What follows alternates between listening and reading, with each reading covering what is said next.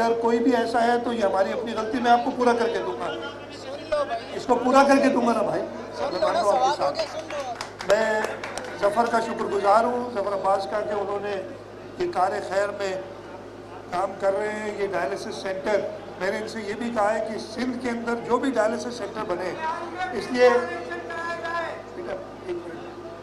हमारा जो SIUT का इदारा है वो सबसे बड़ा इदारा दुनिया का है जहाँ पे डायलिसिस होती है। उनको फिर हुकूमत सिंध के कई इदारे हैं, फिर जैसे JDC और इनकी तरह कई और फलाई तंजीमें जो डायलिसिस से काम कर रही हैं, हम इन सबको इकट्ठा करेंगे ताकि कोई भी मरीज़ जिसको डायलिसिस की ज़रूरत हो, हम उसके लिए अरेंजमेंट और फैसिलिटी प्रोवाइड कर सकें। आप सबका बहुत शुक्रिया। ये कोई ऐसा मौका नहीं था कि मैं आके जलसा करूं या तकरीर करूं, सिर्फ JDC का एक था इदारा जिसमें उन्होंने मुझे दावत दी थी कि आके उसका विज़िट करें, और मैं शुक्रगुजार हूँ कि उन्होंने मुझे ये जो है इस काबिल समझा कि इस कार खैर में मैंने अपना भी हिस्सा डाला और इसका मैंने आज इफ्तिताह किया। आपका बहुत बहुत शुक्रिया। बिस्मिल्लाहिर्रहमानिर्रहीम। जनाब वकार मेहदी साहब, जनरल सेक्रेटरी पाकिस्तान पीपल्स पार्टी, सईद गनी साहब, आवाज नहीं आ रही भाई, लाइट। सईद गनी साहब, सदर पाकिस्तान पीपल्स पार्टी कराची डिवीज़न, यहाँ पे मेरे साथ आए हुए सूबाई वज़रा शर्जील मेमन साहब, नासिर शाह साहब, खलील होद साहब, नबील कबोल साहब, जुनेद बैठे, मैंने देखा वो साथ हैं, साथ खड़े, और हमारे आज के मेज़बान जफ़र अब्बास साहब, और इधर लियारी के आए हुए मेरे भाइयों और बहनों, अस्सलाम वालेकुम। जिए भुट्टो। मैं आज की ये तकरीब के बारे में बता दूं, मुझे कुछ दिनों पहले नबील ने और जफ़र ने कहा कि जी हम एक डायलिसिस सेंटर JDC इधर बना रही है और आप आके इसका विज़िट करें, और मैं अपनी मसरूफियात की वजह से काफ़ी दिन से वो कह रहे थे कि आके विज़िट करें, तो डिले होता चला गया, और इस वक्त में इन्होंने इतनी तेज़ी से काम किया कि इसको मुकम्मल भी कर दिया। और मैंने कहा चले मैं फर्नीचर को निकलूँगा। आज मेरा प्रोग्राम था कि यहाँ पे जो बारिशों के बाद, इसलिए कि सैलाब की वजह से मैं पूरे सिंध का दौरा करता रहा था और कराची शहर में काफ़ी दिन से मैं निकला नहीं था, तो मैंने कहा आज मैं ज़रा जो काम हो रहा है बारिशों के हवाले से, जो रिपेयर के लिए सिंध हुकूमत ने पैसे मुख्तस किए हैं, और उसका जायज़ा ले लूँ। मैं कुछ इलाकों से होता हुआ फिर मैंने कहा मैं आ जाऊँगा। डायलिसिस इंश्योरेंस सिस्टम पे काम चल रहा है, 32 इंच की MS पाइपलाइन डल रही है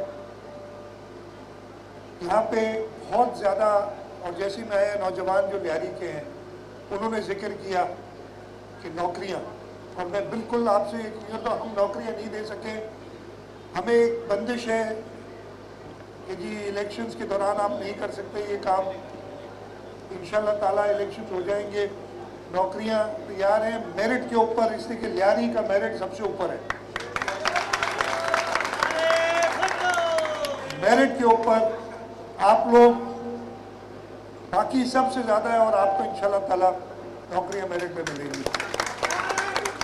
मैं एक बार फिर जफ़र अब्बास का शुक्रिया अदा करता हूँ।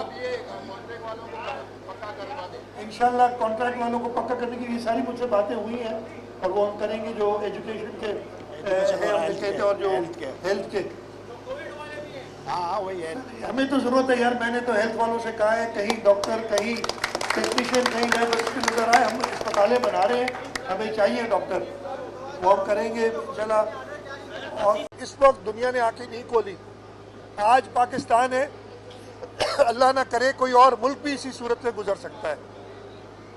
और मैं शुक्रगुजार हूँ दुनिया के ममालिक का जिन्होंने इस मुश्किल वक्त में पाकिस्तान के साथ खड़ा होने की बात की है, और उन्होंने इमदाद भी पहुंचाई है और इंशाल्लाह ताला आगे जाके जो हमारा रिहेबिलिटेशन का काम है, जो हमने, अब मैं आपको बताऊं, तकरीबन 20 लाख घर लोगों के गिर चुके हैं, 20 लाख से ऊपर। वहाँ भी मदद करेंगे।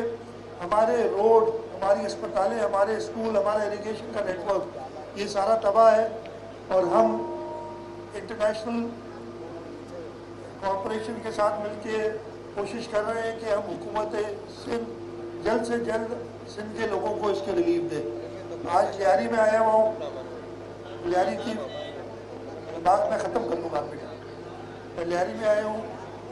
लियारी की बात खास करूँगा। सामने आपने तस्वीर शहीद मोहतरमा बेनज़ीर भुट्टो की लगाई हुई है।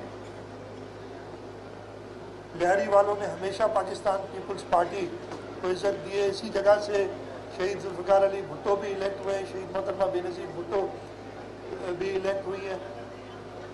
और लियारी के लिए मैं अभी गाड़ी में कह रहा था कि कोई भी चीज़ होती है तो हमें किसी को, अगर कोई कहता है कि लियारी में फलानी चीज़ की ज़रूरत है, कोई मना नहीं करता है।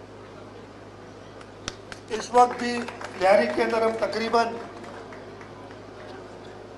1.75 बिलियन के तरक्याती मंसूबे चल रहे हैं। आज मैं गया था, ये मैंने आज से 4 महीने पहले इधर से गुजर हुआ था मेरा, शाकीवाड़ा रोड बना रहे थे उस पर, आज ये कंप्लीट हो गया। इसके साथ साथ टेनेरी रोड और ईसा खान रोड बन रहा है, वाटर सप्लाई। लेकिन सिंध सूबे में 80% से ज़्यादा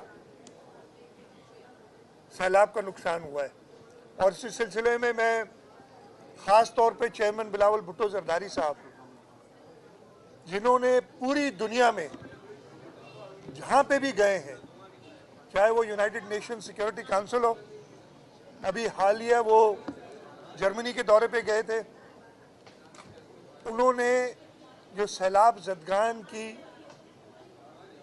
हालत है उसको इस तरीके से पेश किया है कि जो चीज़ आज से 2 साल पहले भी 2020 में भी आपको याद है इतना ज़्यादा संगीन सैलाब नहीं आया था, लेकिन उस वक्त भी 5-6 डिस्ट्रिक्ट्स हमारे बहुत बुरी तरीके से मुतासर थे, लेकिन वफाकी हुकूमत के कान पे जू नहीं रेंगी थी।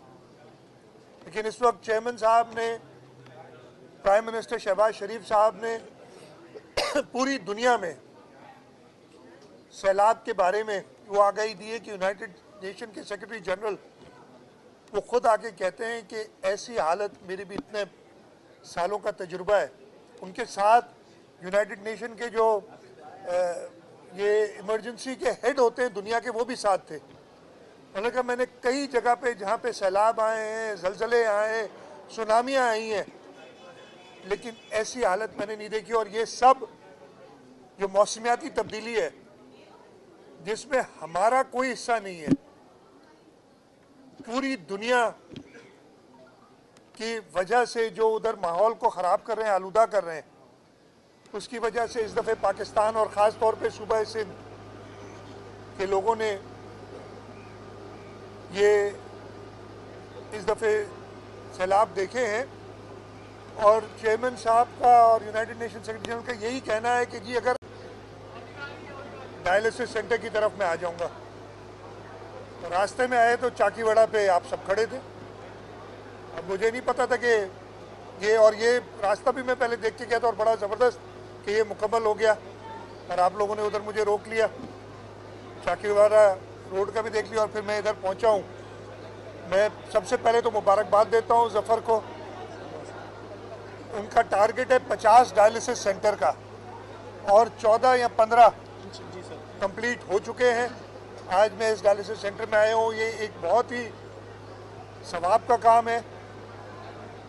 सफ़र इसके अलावा सैलाब के अंदर भी, और मैं जहाँ गया मुझे कई जगह पे, मुझे सक्खर में तो बड़ी इनसे डिटेल मीटिंग भी हुई थी कि हमने प्लान बनाया कि कैसे कैसे हम साथ मिलके हुकूमत सिंध और बाकी फलाही इदारे जिसमें JDC आगे सबसे, हम साथ मिलके इस मुश्किल वक्त में जब सूबा सिंध के आधे से ज़्यादा इलाका बिल्कुल डूबा हुआ है, हमारी 24 डिस्ट्रिक्ट्स में इमरजेंसी है, और उस वक्त हम मदद करें। और मैं शुक्रगुजार हूँ JDC का, इनके अलावा बाकी सारी फलाही तंजीमों का, जिन्होंने बढ़ चढ़ के इस कार्य खैर में, इस मुश्किल वक्त में अपने सिंध के भाइयों और बहनों को याद रखा है और काम करते रहे। मुझे नहीं पता था कि वो बड़ी तकरीब में, मैं तो विजिट पे आया था और इधर आया हूँ तो आप सब दोस्त और मीडिया वाले दोस्त भी इधर मौजूद हैं, तो आपके इधर होने का फ़ायदा उठाते हुए